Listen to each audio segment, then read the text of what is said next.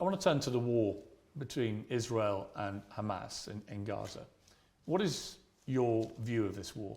I think when you call it a war, you're doing a disservice to the people who are having their limbs blown off by some of the most advanced technical weaponry on the planet. It is a genocide and it is disgusting. And it doesn't matter which side of the political spectrum you fall on. When you observe a genocide in front of your very eyes, you should be disgusted. Which side is waging genocide? The Israelis are genociding the Palestinians, and you know it as well as everybody else does. Well, then it seems like your bosses are not allowing you to know it. What do you think of what Hamas did on October the 7th? Why are you starting the story in the middle, I Pierce? didn't. I just asked you about the wider war.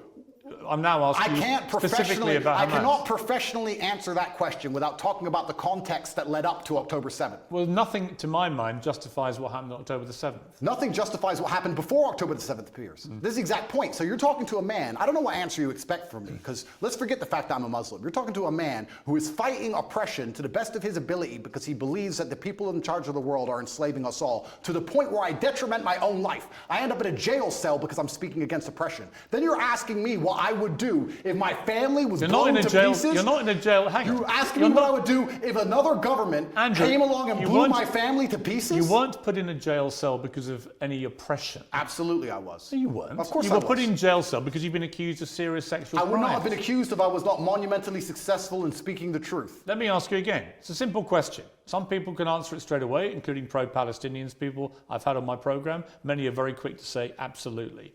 Do you believe Hamas are a terror organization? And that's a very interesting question, but I think you're peddling asininities. Well, just answer the question.